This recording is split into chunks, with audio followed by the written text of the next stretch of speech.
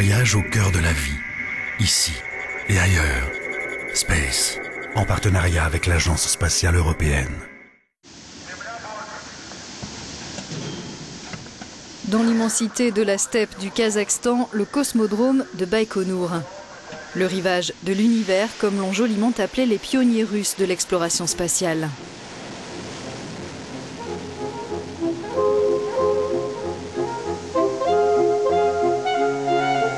Un lanceur Soyouz décolle, un spectacle captivant offert par une fusée unique.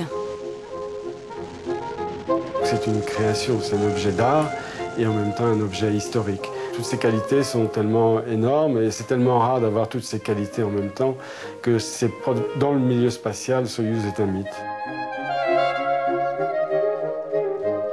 Et c'est sous les tropiques que ce mythe ouvre un nouveau chapitre de sa longue carrière.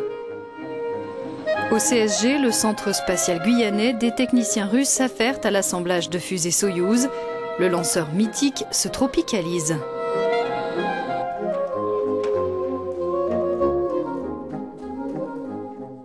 Soyouz, ça a bercé mon enfance. C'est le lancement de Spoutnik, le lancement de Gagarine.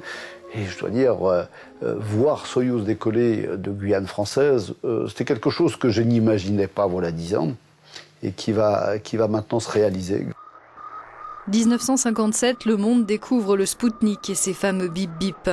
Le premier satellite artificiel est alors mis en orbite par un lanceur Semyorka dérivé d'un missile balistique. Ce n'est pas encore un véritable Soyouz, mais son ancêtre. 1961, nouveau coup d'éclat de l'astronautique soviétique. Youri Gagarin devient le premier homme dans l'espace. Sa capsule Vostok, lancée par une fusée homonyme, est une évolution du Semyorka. Derrière ses exploits, l'ingénieur soviétique Sergueï Korolev, qui s'est inspiré de Vostok pour créer Soyouz. C'est un véhicule qui vole depuis plus de 50 ans aujourd'hui. Il a accumulé plus de 1700 lancements, dont très peu d'échecs. C'est le lanceur aujourd'hui qui a le taux de réussite le plus élevé.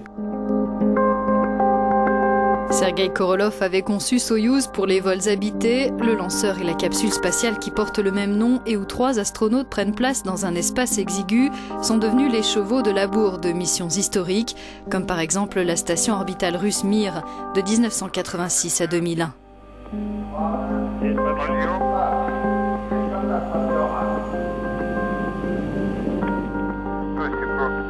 Les Américains, de leur côté, avaient développé leur propre système, la navette spatiale.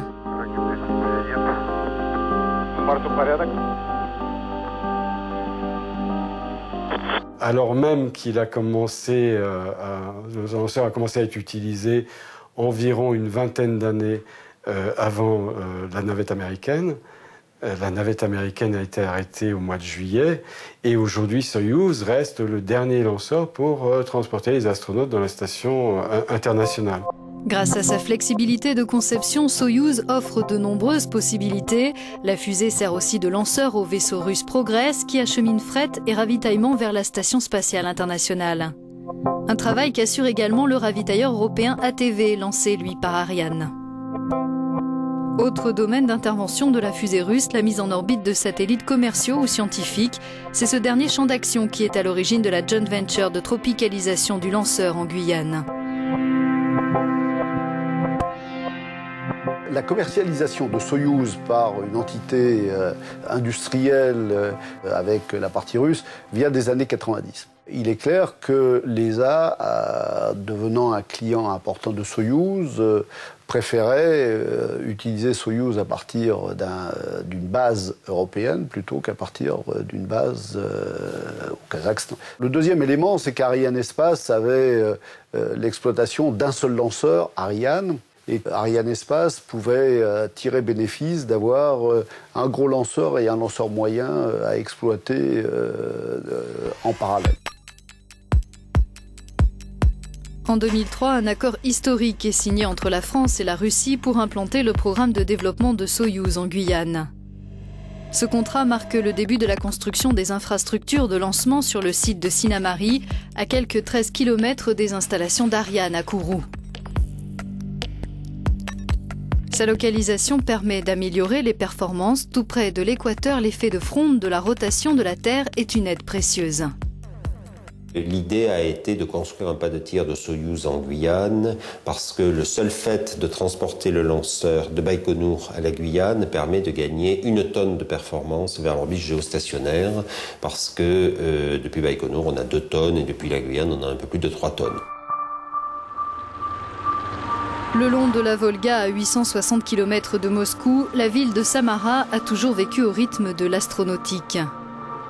C'est là que se concentrent les usines TSKB Progress qui ont produit jusqu'à 60 lanceurs par an dans les années 80. Les versions tropicalisées de Soyouz n'échappent pas à la règle. Elles sont ensuite acheminées par voie ferrée et maritime jusqu'au port spatial de l'Europe en Guyane. Un périple de 11 300 km. Il y a finalement, pour un Soyouz adapté à la Guyane, 3 différences majeures par rapport à ce qu'on voit du même Soyouz lancé à Baïkonour. La première, c'est un système de pilotage numérique. Auparavant, on était à l'analogique, c'est-à-dire des lampes, des choses comme ça, mais c'est un lanceur qui a été conçu il y a une 60aine d'années. Deuxième modification, une grande coiffe. Le lanceur qui est utilisé depuis Baïkonour utilise une coiffe de 3 mètres de diamètre et qui fait 5 ou 6 mètres de long.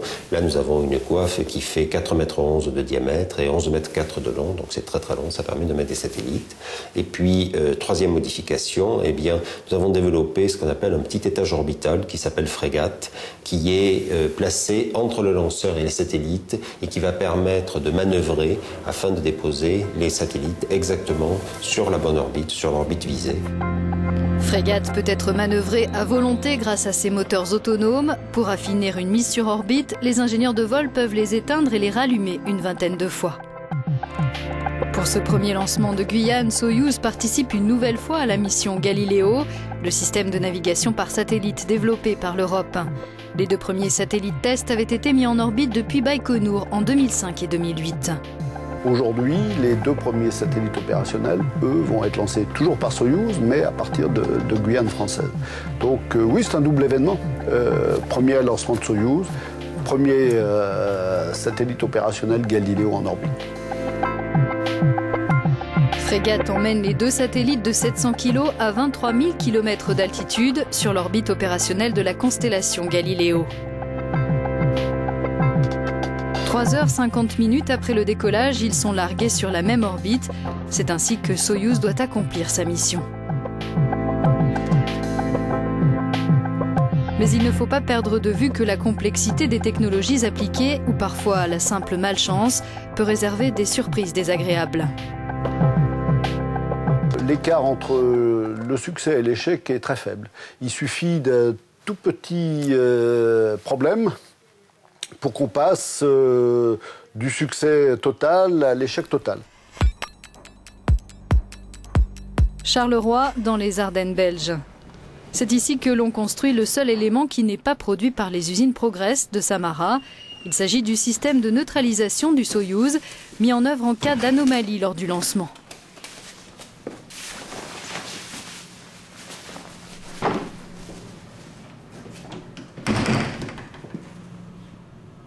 Ici, la fabrication est confiée à un personnel exclusivement féminin, considéré comme plus apte que les hommes lorsqu'agilité manuelle, précision et concentration sont requises.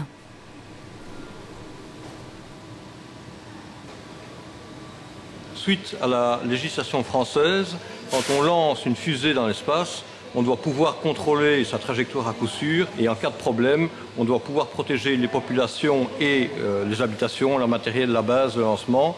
Et donc on a ajouté au Soyouz russe une chaîne de sauvegarde qui aura pour effet, si le lanceur s'écarte de sa trajectoire, d'arrêter les moteurs en fermant la sortie du réservoir de carburant. Et donc cet équipement est le cœur de cette chaîne de sauvegarde du lanceur Soyouz. 14 octobre 2011, les portes du hall d'assemblage du site de Sinnamary s'ouvrent pour que la vénérable fusée aux formes uniques effectue son transfert vers le portique mobile, destiné à abriter les opérations d'intégration de l'étage Frégate et de ses 2 satellites Galileo. La méthode est différente de celle pratiquée à Baïkonour. En Guyane, nous avons souhaité avoir un processus un tout petit peu différent, ce qui veut dire que nous dressons sur le pas de tir le lanceur sans les satellites. Ensuite, nous abandonnons un portique qui va isoler le lanceur des conditions extérieures. Et en Guyane, vous le savez, il pleut beaucoup, à la différence de Pleycest ou de Baïkonour. Donc c'est pour cela que nous avons souhaité isoler le lanceur et surtout les équipes qui travaillent sur le lanceur. Et nous amenons donc les satellites en position verticale sur le lanceur une fois qu'il a été érigé. Le père de Soyouz, l'ingénieur Sergueï Korolev, avait l'habitude d'accompagner à pied avec tous ses techniciens le lanceur lors de son transfert jusqu'au pas de tir. La tradition a été respectée à Sinnamary, ajoutant davantage d'émotion à ce moment solennel. Je peux vous dire qu'à titre personnel, je suis particulièrement content parce que ça fait une quinzaine d'années que je travaille sur ce projet, que c'est finalement le projet d'une vie.